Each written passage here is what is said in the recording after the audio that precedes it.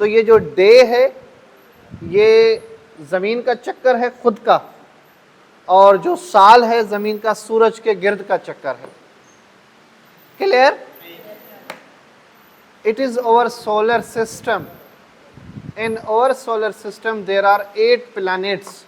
Number 1 Mercury, number 2 Venus, Earth, Mars, Jupiter. उसके बाद अगर आप भूल जाएं तो फार्मूला है सन का, SUN। मैं आपको याद दिला रहा हूं।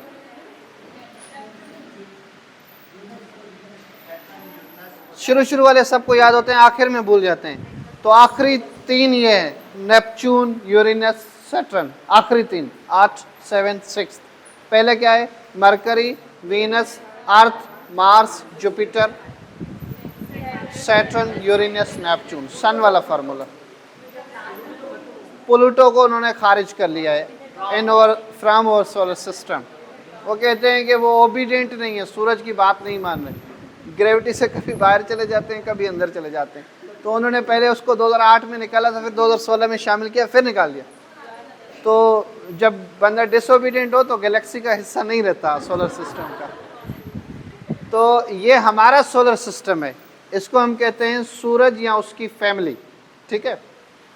अच्छा, मज़ेदार बात ये कि ये जैसे यहाँ मैं लिख लेता हूँ, mercury, Venus, Earth, Mars, Jupiter. ठीक है। अब ये जो हमारा सोलर सिस्टम है इसमें सबसे पहला प्लैनेट कौन सा है? ये 4 प्लैनेट्स हैं, इनर प्लैनेट्स ये हैं आउटर प्लैनेट्स। ठीक है।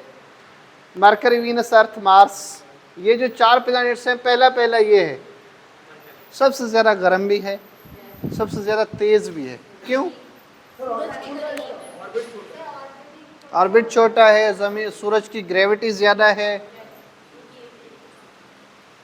समझ रहे हैं ना? एक को आप डिस्टेंस का फ़र्क पड़ता है, अगर उसका डिस्टेंस ज़्यादा है तो सूरज की ग्रेविटी उस पर ज़्यादा है। वीनस दूसरे नंबर पर है। This Venus is known as the twin of Earth. Twin होते हैं ना, 2 बच्चे, twins. Which planet is known as the twin of Earth? Venus. और एक प्लैनेट ऐसा है जिसको कहते हैं मॉर्निंग स्टार, वीनस। एक ऐसा है जिसको कहते हैं इवनिंग स्टार, ये भी वीनस।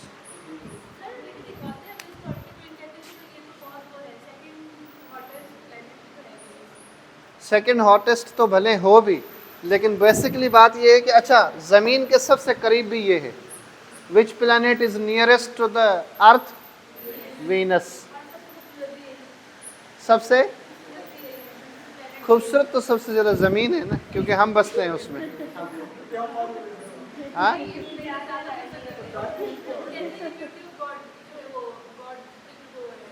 देखें, मैं यही आपको समझा रहा हूँ। पहली बात ये कि इन प्लैनेट्स के बारे में हमारे पास अभी तक कोई बड़ी तहकीक सामने नहीं आई है, सिवाय चंद तहकीक के जैसे कि मार्स पर पानी की अवेलेबिलिटी को देखा गया है, या ऑक्सीजन के मिकदार को देखा गया है, या टेम्परेचर जो है मौजून है कि वहाँ ज़िंदगी गुजारी जा सकती है।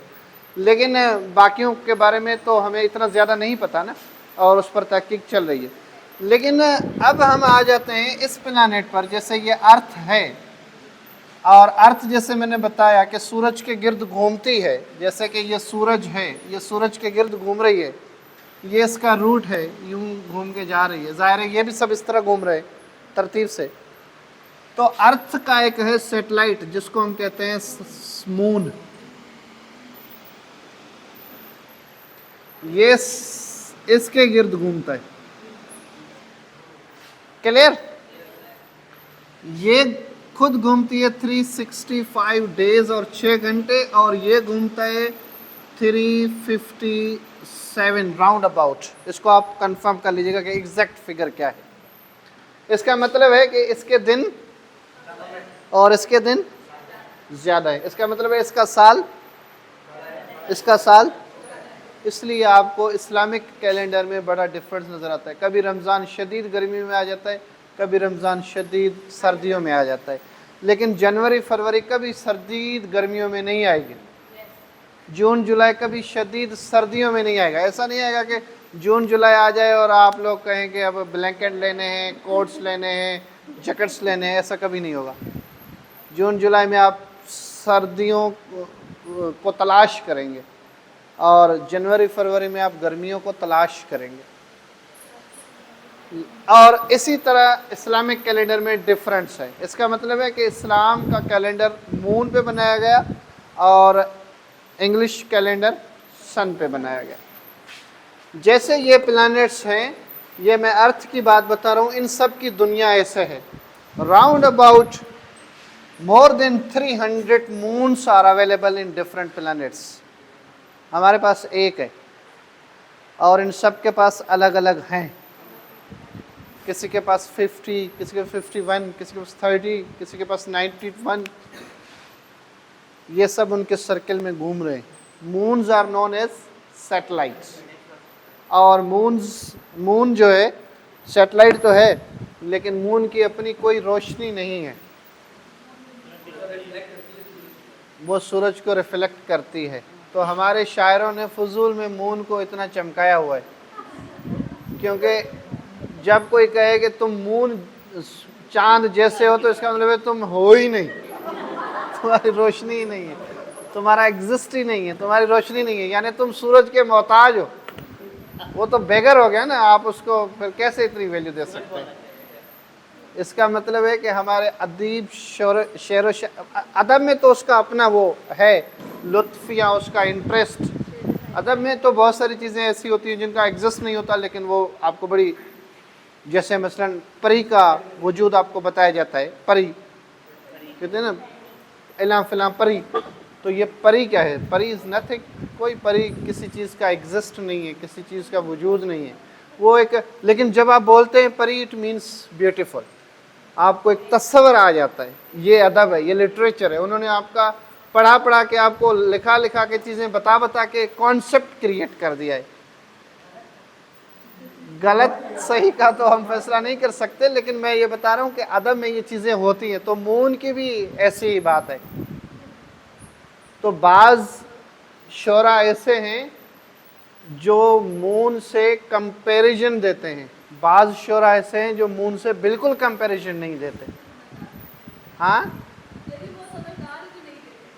आपको मैं दिलचस्प बात बताऊं, शाह अब्दुल लतीफ़ की पोइट्री शायद आपने ना पढ़ी हो, लेकिन उनके जितने पोइम्स हैं वो सब मून पर तनकीद है इस बात की कि मैं आपको कोई कंपैरिजन, कोई तशबीह नहीं दूंगा, कोई आपकी इस मामले में वार्थ नहीं है। चंद्र चवाएं सच जे मिठा मूर न भाई, ये एक नज़म है। ये चांद मैं तुम्हें सच कहूँ अगर तुम्हें बुरा ना लगे, कदें उभरी सनड़ो तो कदें उभरी गच, कभी तुम बारीक सा निकलते हो, कभी फुल निकलते हो, तुम्हारे मुंह में आग जलती है लेकिन फिर भी तुम मेरे दोस्त की पेशानी के बराबर भी नहीं हो। That is forehead. चंद्र चवाएं सच मीठा मूर न भाई, मतलब ये उससे वाबस्ता है। और इस तरह के और बहुत सारे हैं। सीन करे सिंगार, तुम इतना सिंगार, 14वीं के चांद तुम इतना सिंगार करके निकलते हो, इतने तैयार होकर निकलते हो, लेकिन तुम्हारी दाल कोई नहीं गलने वाली यहाँ। तो अलग अलग शोरा हैं, अलग अलग कॉन्सेप्ट्स हैं, अलग अलग। मैं ये नहीं कह रहा हूँ कि शाह अब्दुल लतीफ़ को कोई साइंटिफिक मालूमात होगी, लेकिन मैं ये कह रहा हूँ कि वो मून से कंपैरिजन नहीं दे रहे। वो कह रहे हैं कि मून की कोई वो नहीं है, तशबीह नहीं देना चाहते। आई डोंट नो कि उन्हें फिर इस पर स्टडी सोलर सिस्टम पर थी या नहीं थी, लेकिन हम जनरल बात कर रहे हैं, ठीक है। तो अब आप ये ज़हन में रख लें कि चाँद से कोई कंपैरिजन नहीं होती, ठीक है। आसमान से चाँद सितारे तोड़ लाऊंगा तो वो भी नहीं होती, क्योंकि देयर इज़।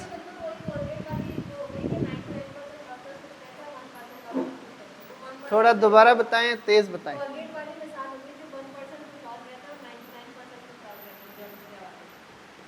क्या कह रही हैं? आपको भी समझ नहीं आया? मुझे समझ नहीं आ रहा है।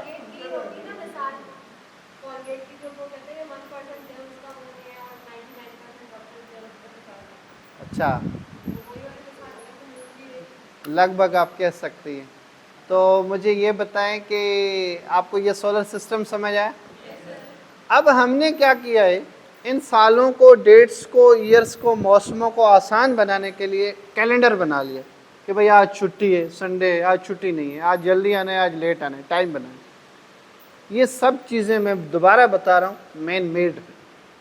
पहले तो ये होता था ना कि ज़मीन के बारे में अलग अलग राय होती थी। ज़मीन सिमत है, ज़मीन सीधी है। क्रिश्चियनिटी में आपने अगर नाम सुना हो उनका, जिन्होंने बताया कि ज़मीन जो है वो गोल है और घूमती है, उन्होंने तो बताया, लेकिन एक और थे बाद में,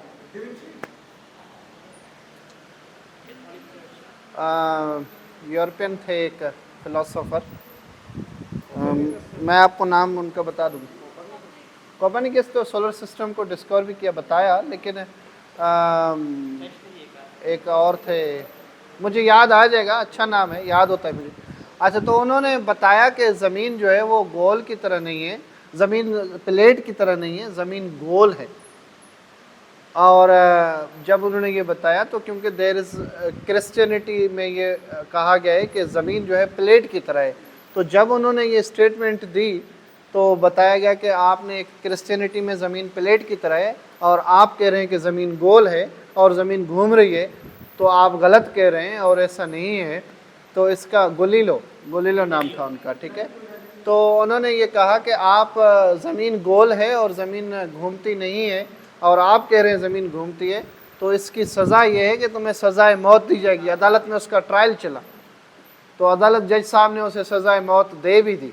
तो आखिरी बात उनसे पूछने के लिए पूछा गया, जज साहब ने पूछा कि अगर आप अपने बयान से मुकर जाएं या आप बताएं कि ऐसा नहीं है तो फिर हम आपको छोड़ भी सकते हैं। तो उन्होंने जान बचाने के लिए बोल दिया कि शायद मुझे लग रहा है कि गलत है, मैं गलत समझ रहा हूँ, ऐसा नहीं है, मुझसे गलती हुई है वो। तो जज साहब ने उन्हें माफ़ कर दिया। तो अदालत से जब वो निकल के बाहर जाने लगे तो दरवाजे पर खड़े होकर जज साहब की तरफ देखा और बोले कि सर, मैंने तो जान बची है कि ज़मीन गोल है, घूमती है और घूमती रहेगी, मेरे बोलने से कोई उस पर इफेक्ट नहीं पड़ता।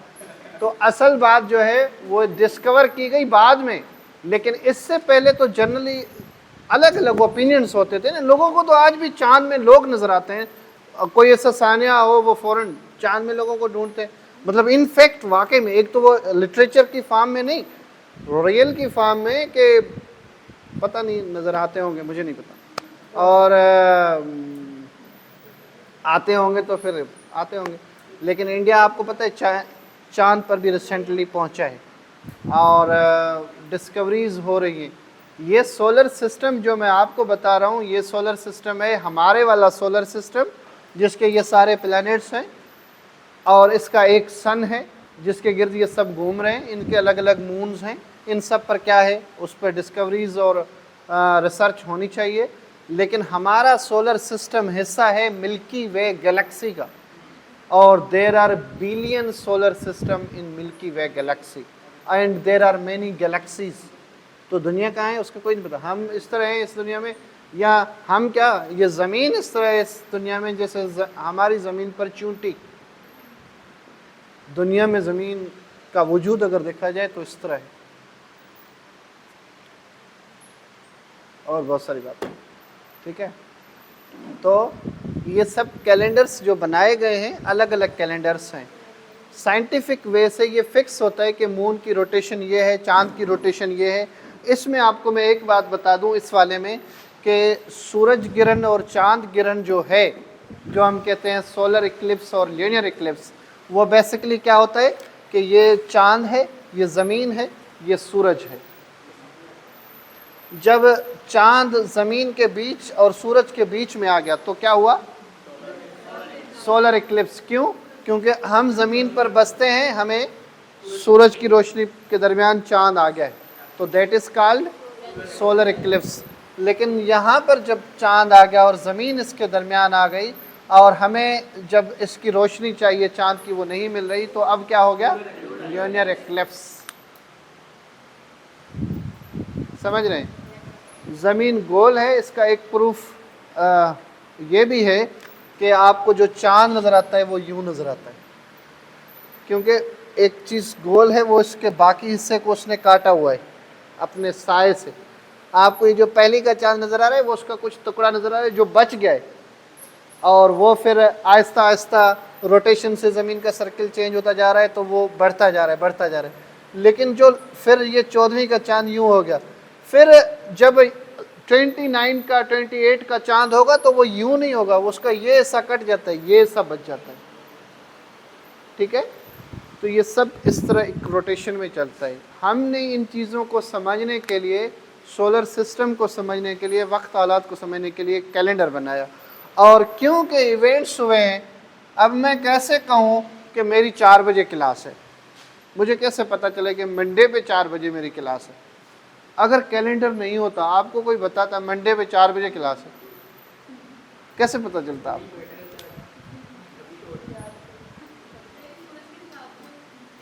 सूरज के हिसाब से तो आप टाइमिंग का अंदाज़ा लगाती ना, मंडे का अंदाज़ा कैसे लगाती? और मंडे का अंदाज़ा कैसे लगाती है, और अक्टूबर का अंदाज़ा कैसे लगाती, और 2023 का अंदाज़ा कैसे लगाती?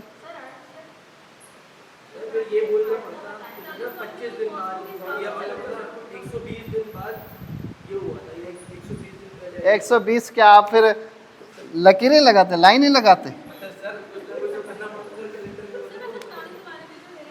एक दिन की लाइन भूल गए तो सब गया।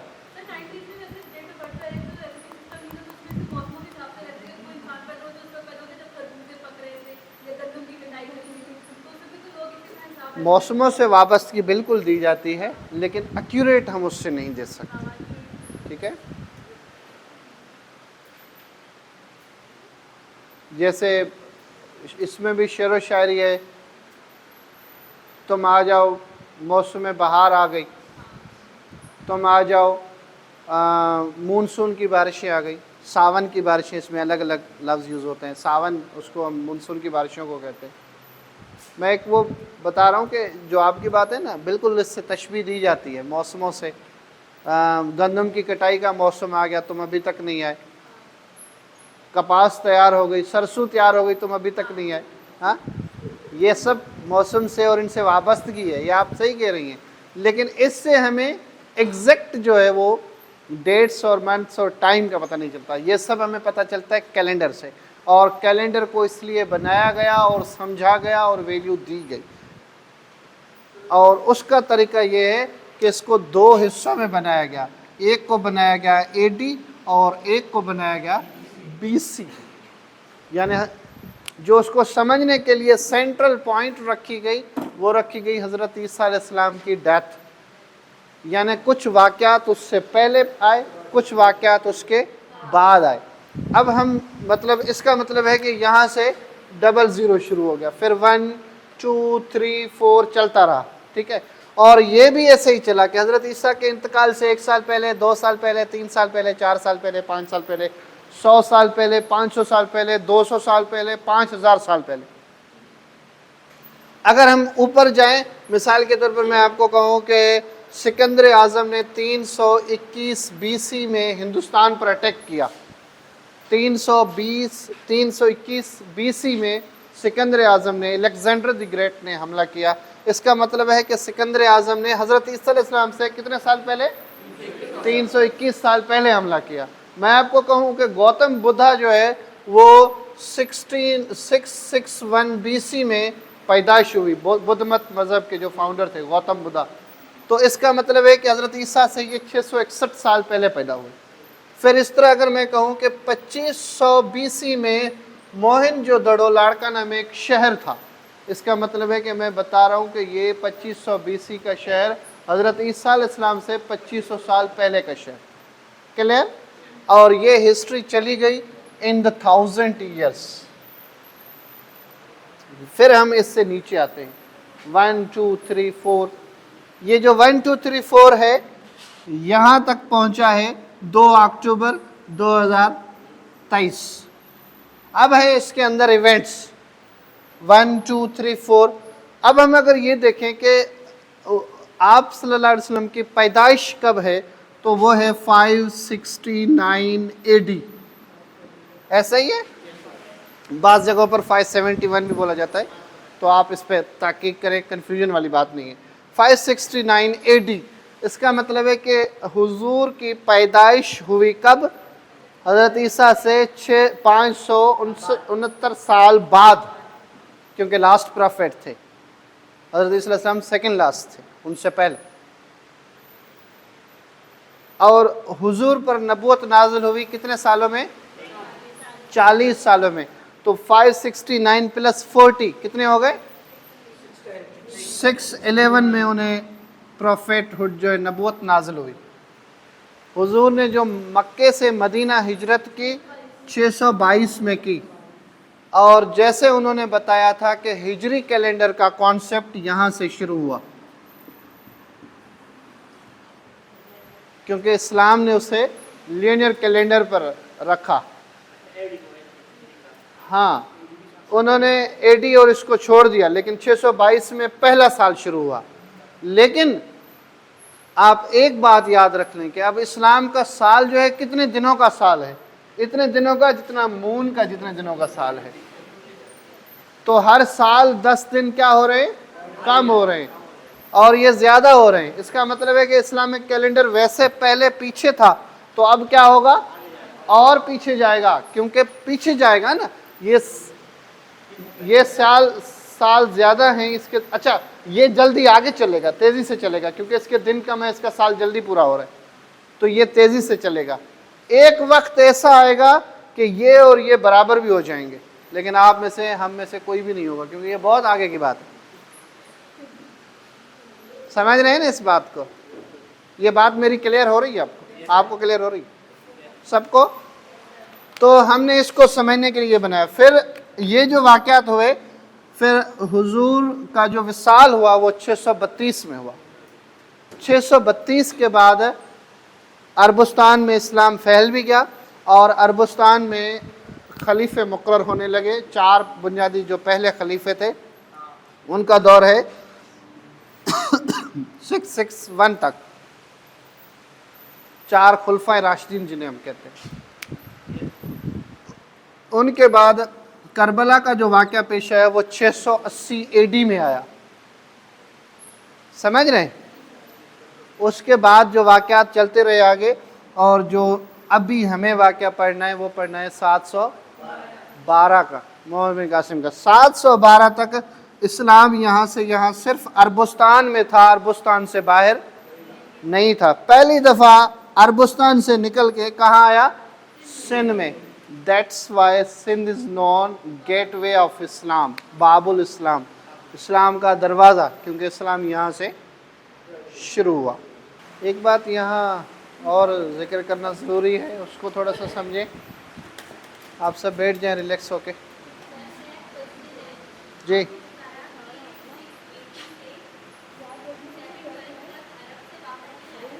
नहीं, शुरू से लेकर 712 तक, यानी जब इस्लाम आया इन 611, क्योंकि in the age of 40 years of prophet जब नबूवत नाज़िल हुई और उसके बाद इस्लाम शुरू हुआ।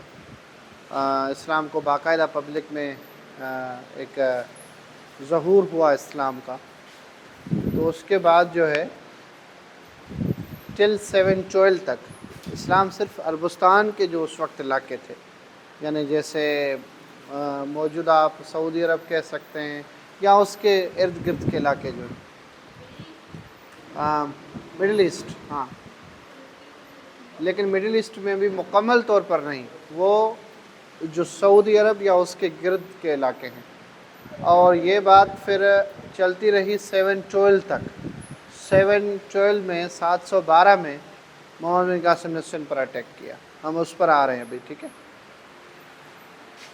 एक बात मैंने आपको यहाँ जैसे बताई बीसी की, तो 2500 बीसी मैंने आपको बताया कि Mohenjodaro was well developed city that was the part of Indus Valley civilization. Indus Valley civilization दुनिया की 4 बड़ी civilizations जो पुरानी हैं उनमें से एक इंडस वैली सिविलाइजेशन थी। आपको पता है सिविलाइजेशंस क्या होती है, या सिविलाइजेशन कैसे कहते हैं? What is civilisation?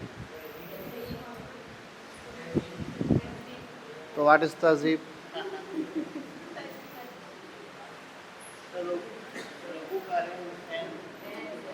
लोगों का रहन सहन, वेरी गुड। उसमें लिटरेचर, उसमें जी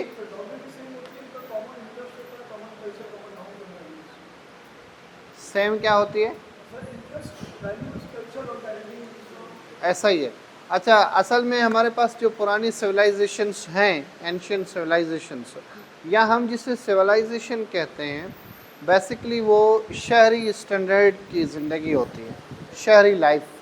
और एक तो चीज़ ये है, और दूसरा ये कि वेल कल्चर्ड, यानी वेल कल्चर्ड से ये मुराद नहीं है कि कपड़े अच्छे पहनते हों या इस तरह के, लेकिन वेल कल्चर्ड से मुराद है कि वेल नॉर्म्स, सोसाइटी के आदाब, एक दूसरे को सपोर्ट करना, एक दूसरे को हेल्प करना, एक दूसरे के दुख में शामिल होना, लिटरेचर होना, स्क्रिप्ट होना कि आप कुछ किताब अगर लिखना चाहें तो पढ़ सकें, यानी आपके पास ज़ुबान हो। ज़ुबान जैसे बोली, डायलेक्ट, लैंग्वेज, उसमें भी फ़र्क है ना। बोली और ज़ुबान में क्या फ़र्क है? ज़ुबान हम उसे कहते हैं जिसका स्क्रिप्ट मौजूद हो, कि जैसे मैं अभी बोल रहा हूँ इसको लिखा जा सके। लेकिन ऐसी बहुत सारी ज़ुबानें हैं जिनको आप बोल सकते हैं, सुन भी सकते हैं, लेकिन लिख नहीं सकते, क्योंकि स्क्रिप्ट उसका नहीं है, स्क्रिप्ट उस ज़ुबान का नहीं है। तो उस ज़ुबान का स्क्रिप्ट होना भी also the part of civilisation.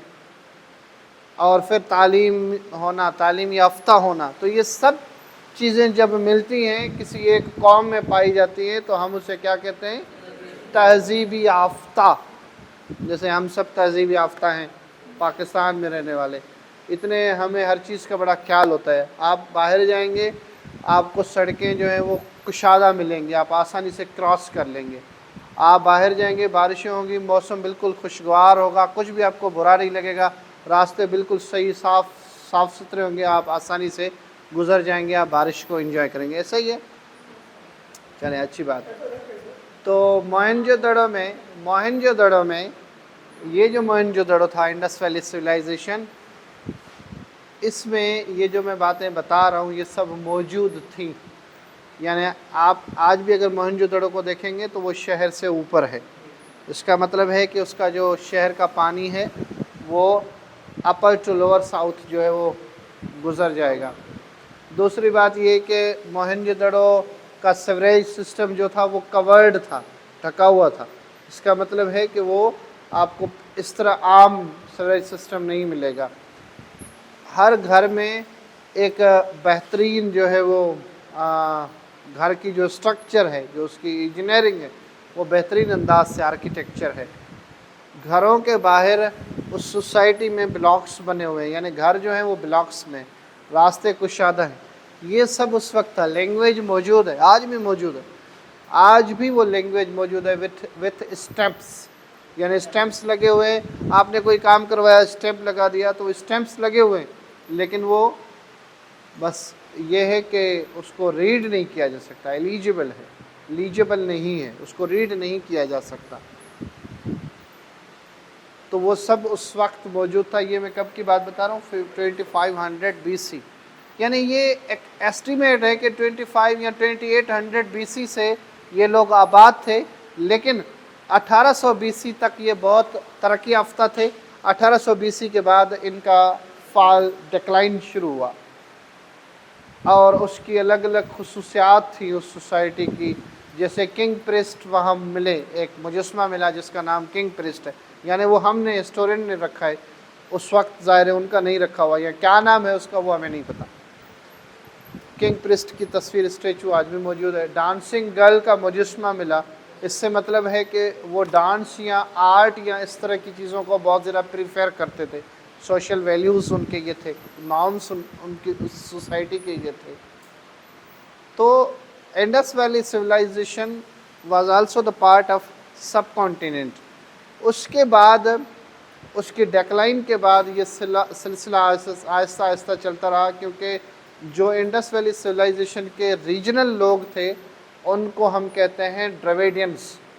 जो उनके हमलावर थे, जो बाहर से आए, उनको तबाह करने के पीछे उनका हाथ था, those come from central Asia, वो सब जो है कहलाते हैं आर्यंस।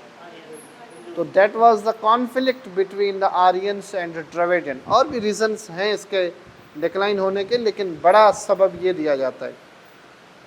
और आर्यंस जब यहाँ स्टेबल हो गए, उसके बाद उन्होंने नए नए हिंदुज़म और ये सब चीज़ों को प्रमोट किया, कास्ट सिस्टम प्रोड्यूस किया। कास्ट सिस्टम आप समझते हैं, जैसे क्लास सिस्टम है कि एक कौम ब्राह्मण है, एक वैश्य है, एक क्षत्रिय है, एक शूद्र है, और उन सब के अलग अलग काम हैं।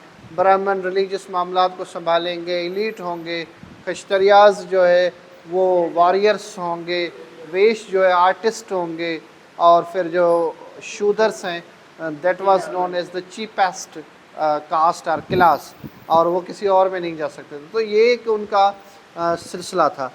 तो इस सिनेरियो में, इस पस मंज़र में मोहनजोदड़ो के बाद हिंदुस्तान का कल्चर में चीज़ें तब्दील तो होती रही, लेकिन एक सोसाइटी के नॉर्म्स इस तरह के रहे। तो 712 में मोहम्मद बिन कासिम ने यहाँ पर हमला किया। 712 में मोहम्मद बिन कासिम ने जब हमला किया, जैसे उसके बारे में हमने पहले भी डिस्कस किया या सुना, या आप सब ने अपने व्यूज़ दिए, अलग अलग व्यूज़ दिए जाते हैं। एक तो व्यू वो है जो हमारा नेशनल व्यू है। जैसे मैं आपको पहले भी एक दफ़ा क्लास में बता चुका हूँ कि हिस्ट्री की जो किताबें होती हैं, जब हम उनको लिखते हैं, जब उन्हें हम पढ़ाते हैं, तो उसके पीछे हमारे ऑब्जेक्टिव्स होते हैं। फॉर सपोज़ आप एक कोई किताब छाप रहे हैं, एक किताब आप लिख रहे हैं, मार्केट में एक किताब आपकी जा रही है, तो उसका कोई ऑब्जेक्टिव होगा। क्यों लिखेंगे आप किताब?